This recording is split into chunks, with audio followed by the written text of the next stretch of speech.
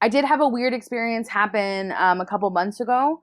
I had some friends visiting from New York, and so after the hurricane happened, I have these lights that go around my front door, and they stopped working. Like I bought them; they are solar powered, right?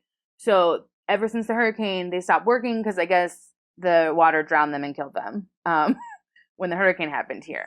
So we were sitting in my courtyard, and my friend Joseph, he starts asking, oh, tell me about your ghost in your apartment. And I was like, well, rule number 1, you don't talk about a ghost when you're in their presence, because then they cling on to that energy and they will show themselves even more. That's just for anyone out there who doesn't know the rules of energies and stuff. That's why when you don't believe, you're more than likely not to ever have anything happen and change your mind, because you're not accepting of it. Yeah, you got to leave the door open.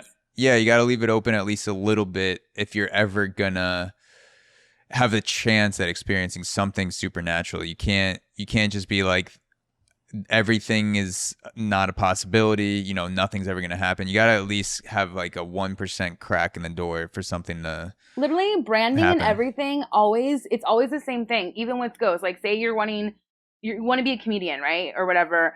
And you're still going to have your own specific brand. You're not going to try and please everybody. If I want people to love me, am I going to go to a comedy club that I know hates women who talks about rape? No. Okay? Yeah. I'm going to go to a place that I know is super accepting and wants this material. Same with a ghost. Just because they're dead doesn't mean they want to feel rejection. They're not going to go around you. Okay?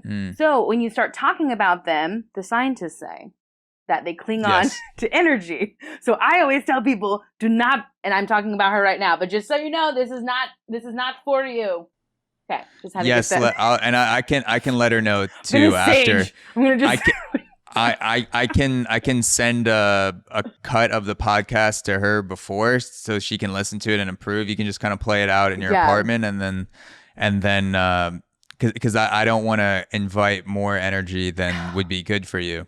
And so he starts asking about her, and I was like, Joseph, please stop it. Like, do not. We can talk about it outside of my apartment, right? So these lights that have not turned on, I tried to work them, but I was too lazy to take them down, so they're still hanging on my door. They start blinking when he's talking about her. And I said, you need to go inside and apologize right now, because I'm not going to deal with her shit when you guys leave. At Thanksgiving, because I have no forks, had to use plastic forks for my one friend that came over.